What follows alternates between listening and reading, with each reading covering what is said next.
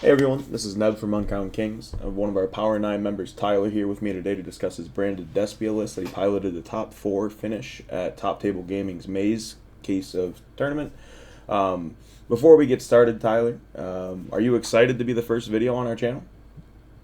Yes, I'm actually very excited with the whole start of the team and stuff. It kind of definitely brought a new breath of life into like playing the game again. I had some things uh go on just as an adult, finishing school and all that stuff, and I think it's like a great time for this to start and hopefully kind of push to like the next level and actually being able to play a lot more. So Yeah, absolutely. I honestly couldn't agree more. It also breathed some new life into me as well. This is first time in years that I've dedicated myself to trying to get better. We all just kind of hungry for success over here.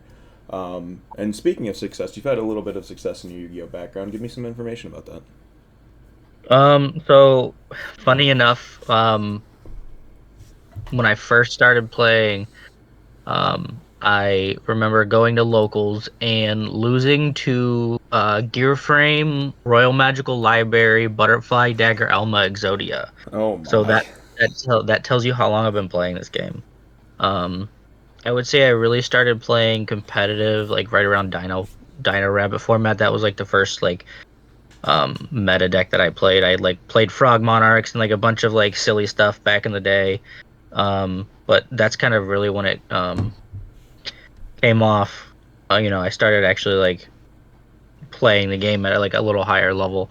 Um, and from that, I think I got my first invite with Dino Rabbit, and I think Same. from there I've gotten it every year since. I've at least gotten an invite, even like through like the school and everything else. So um, yeah, I have a couple tops, case tournaments, that kind of stuff locally. So yep, I've been playing this game for for quite a long time. So a couple day twos of Nats. I just haven't been able to like break that bubble. I've gotten close, but this year was probably like the closest I've been. It was kind of upsetting. My tournament ended not prematurely, but I think it was like round 3 or 4 of day two. Yeah, it was like Like honestly that last round before that cut off. yeah. And it was just yeah, it was like one hand trap stopped my turn, and I was like, that never happens. But Yep. So speaking of branded, how long have you been piling in, and what made you want to go back to it this for this event? um, so I've been playing it for a while. I would say right when the decks came out, I just thought it was going to be a really strong deck. I just liked kind of like the little intricacies of the deck. So like right when it came out, um, and then I did take a little bit of a hiatus in there. Um, so and then this year for Nats, I thought it was like a pretty decent call. Um, because it was like the deck I was most comfortable with. Um, it had a really good cash matchup. Um, because like Shifter didn't bother you. Like, Yeah, there's a bunch exactly. of different um, different bunch of different lines to break their board. So, um, those minor interruptions don't really like bother this deck at all. So, and like the deck's ability to play thrust. We'll touch on that when we get into the deck profile, but Yeah, um, absolutely.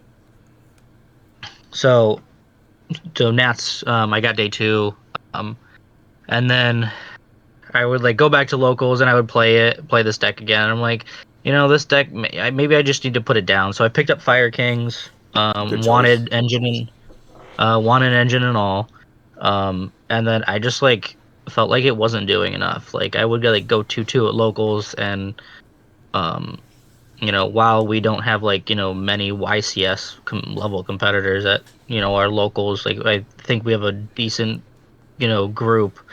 Um, and I was not very happy with the way the deck was playing. So um, we did some testing the night before. I tried the Dogmatica engine. I tried everything I could to try to like make the deck successful. I couldn't pilot it. Um, and I don't and I think it was probably the right call to change. Um, So that was just kind of the main reason I switched, and we'll go into more of that like when we hit the deck profile because there's Yeah, for you sure. know more reasons. So And so this was, there were 6 rounds of Swiss in this case tournament. Do you remember everything you played against? I think I'm only missing one matchup. Okay. So round one I know I played Medanium. Um, I think I can't remember round two. Round three, I played Mario from Interstellar. He's got a couple YCS tops and stuff like that. He's a very, very good player. He was playing Race. Um, round four, because we came back from lunch. I played Lab. Round five, I played Vanquish Soul, which actually got me in time, which I was kind of surprised about. Um, Yeah, deck's sneaky, especially in that low clock situation. They have too many cards to just burn. yeah, he was able to. I mean, he was really respectful about it. Like he was able to Yeah. like hit me for 750 because of prosperity. Like literally let me play as fast as I could to try to uh, you know put more damage on the board. And in the end, my hand was actually like extremely powerful. If I had a little more time to think through, I probably would have been able to do it. Um, but in the end, like the 750, I couldn't do it. So I Gotcha. ended up losing that one. And then the last round, I ended up playing another Medanium. We ended up tying. We just kind of went into time, but um, so we thankfully we all got in Yeah, absolutely. to top eight. So. Alrighty, so I'm going to move on to the deck list, but I do have some questions for you. The first one I wanted to throw at you involves Branded and High Spirits. I'm going to throw that up on the screen now. We've seen this card in previous iterations involving Nadir Servant, as well as sending Sprin the Iron Dash Dragon and searching for Spriggan's Kit in the end phase after your Branded Fusion gets hashed. I've noticed you're not playing Sprind or Kit, but you're still choosing to go for that high spirits route. Is there anything that kind of stood out to you with that card, or how did it perform on Saturday? Um, Actually, it was the only like saving grace of this card is like you can just keep adding it back. Okay, So obviously we're no longer in shifter dot format. So your graveyard's a little more playable.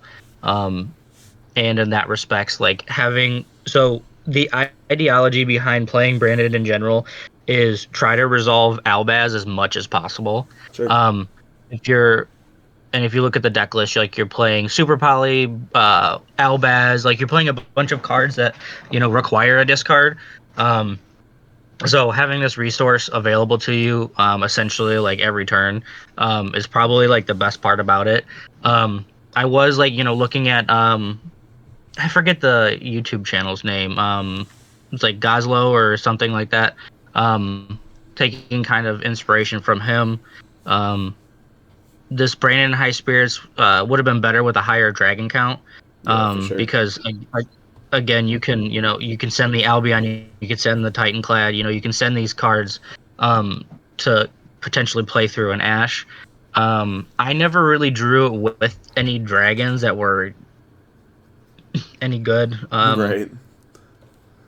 So unfortunately, it wasn't. It was more of like a bricky card, but having access to it definitely proved itself opposed. Having super poly access all the time, having Albaz access all the time. So, um, would I play it again? Maybe, Okay.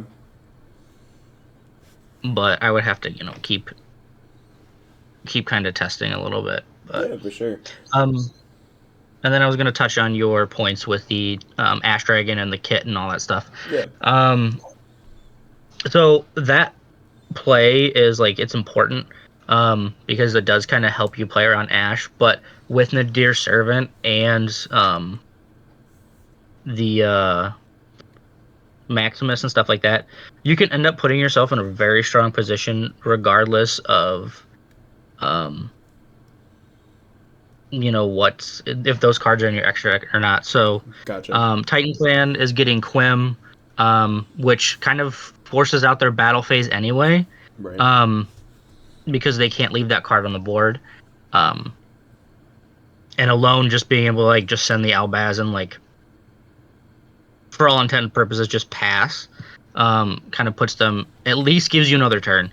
The other thing is if you're kind of sending even like Titanclad and Albion, like you're in a very strong position because it's giving you access to. It's kind of essentially giving you that kit line without playing kit. That makes Um, sense. yes, because like you're getting Quim. Quim can send your Albaz. You can set your Branded in red, and then you can fuse with like other cards in your hand or other Yeah, just kind of keep it anything different to in that.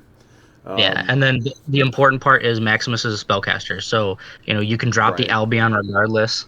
Um, so Gotcha. Good reasoning.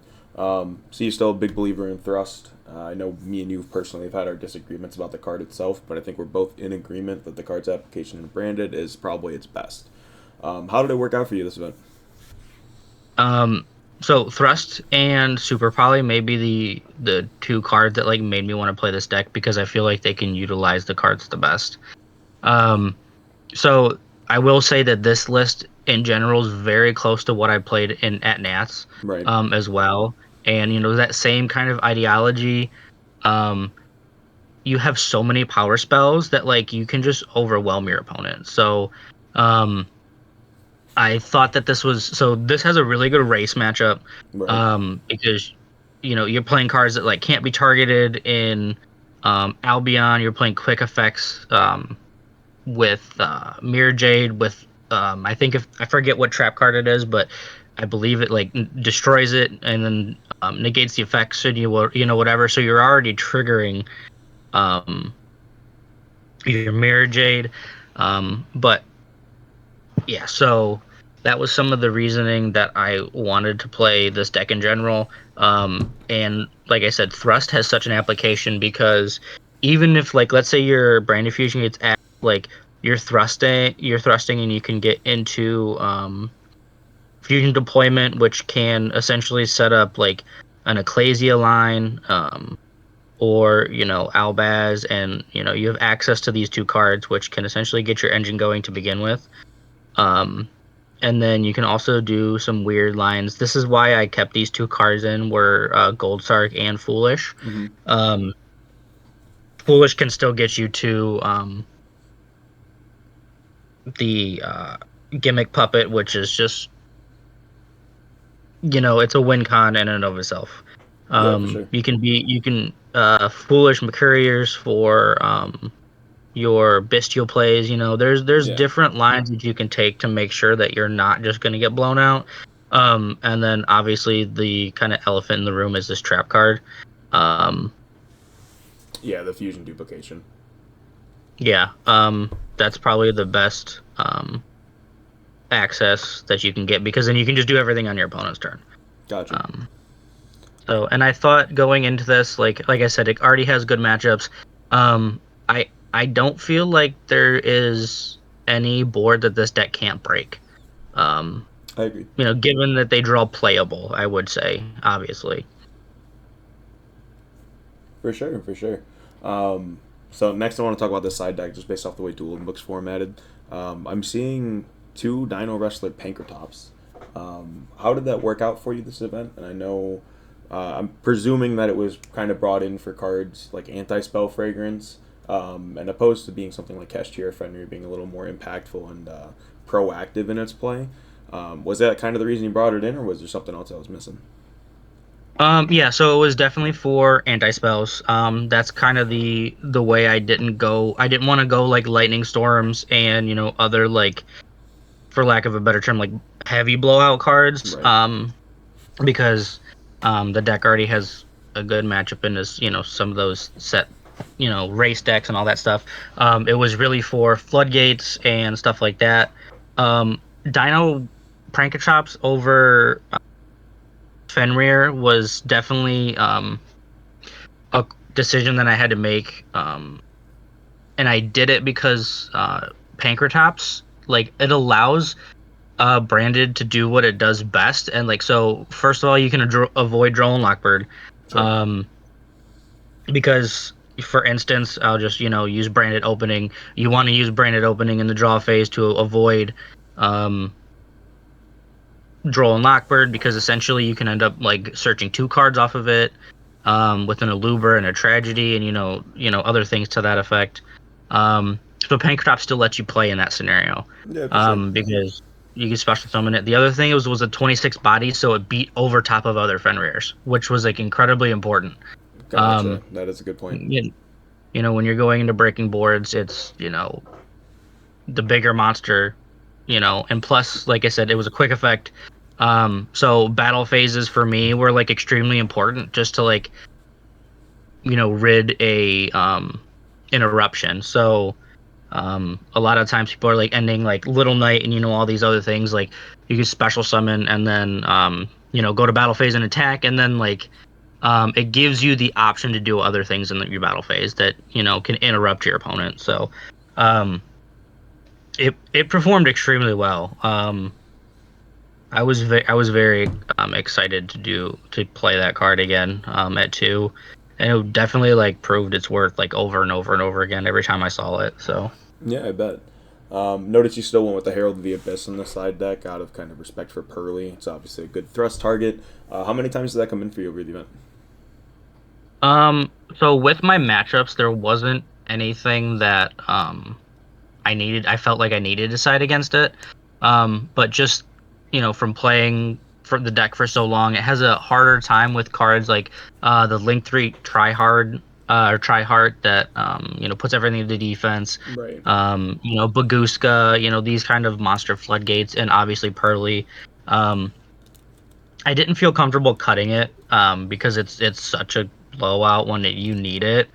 Um, so I thought it was definitely necessary, and it's only a one of, so it wasn't like it was like ruining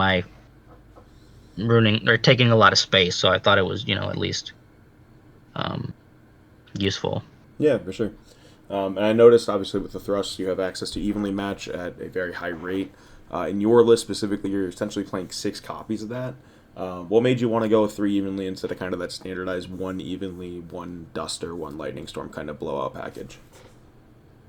I think mostly it was because I wanted to make sure that if I was going to draw them together, um, or just draw like a thrust in general, like there wasn't anything else that like I had to draw to make the rest of the hand better. So, it's and the list is 44 cards. So like having 6 options to potentially blow your opponent out is much better than one, and then having a thrust that you have to force your opponent to activate, like or to make live, so to speak. Um, so just being able to go standby main battle phase, there's a lot of cards that you don't really like stop that, right? Um, and then you have 5 other cards in your hand to finish off the game, essentially. Yeah, for sure.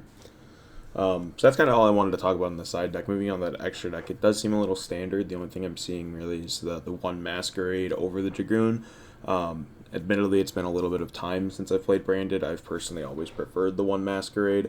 Obviously, in this format, with there's so many effects going off and so many summons happening, the Masquerade kind of pays for itself. But did you miss Dragoon at all throughout the event? Um, I really didn't. So, this is another like talking point that I think is big in the like, at least playing branded.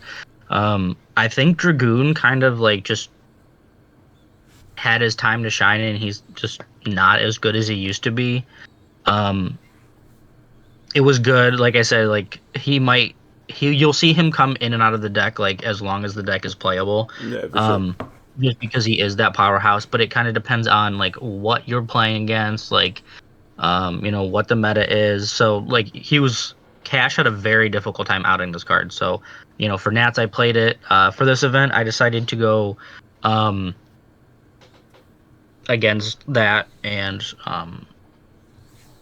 you know, take a brick out of my deck, which was kind of important to me. Yeah, for Um sure. it was because if you look at my deck list, like a lot of the cards, like some of them you could like consider fluff, right? So Foolish and like Gold Sark, you could essentially just not play them and play like 42. Right. But but the other thing is, like I said, it like coupled with thrust, you know, giving you options is important. Um, and then it decreases the amount of bricks. So, or you know, it eliminate it. Oh my gosh, can't talk. I'm sorry. It lowers the probability that you're gonna draw like a Maximus, or you're gonna draw the gimmick puppet and stuff like that. So, with that in mind, I figured that it was, you know, one, Dragoon's power level dropped significantly, and two, I don't have to play another brick. So, Yeah, for sure. But I think that sums up pretty much I wanted to pick your brain about. Is there anything else you wanted to say or give any shout outs? you know, subject. It probably won me. Um, I would say at least two matches. I think there was one specifically. It was he was playing Bestial Tearlaments, and you know there was a scenario where um I put it on board, and he has to activate an effect to try to stop my battle phase. But at that point, he has to pay the 600 life points, and then he loses regardless. Okay. Um, yeah, and then there was a couple of plays I know, especially like um, against Rescue Ace and stuff like that, where like they end up just paying so many life points to like essentially not do very much. Because it's more of like a turn two deck where they're, you know, they're setting up, or, you know, setting four, and then but they're already paying like 2,500 life points, or, you know, 3,000 life points. Um, and his second effect came up quite a bit, where you could just, if your opponent has an extra deck monster, you just special summon them, which people like forgot about, which was really cool. Um, so that was really it. So the other thing that you know, I really wanted to touch on with this deck um is like um it's very it's very difficult to play um at a very like at a higher level. So I've Ooh, you might been get some playing this deck pushback and for, some comments about that, especially some people talking about just gimmick puppet.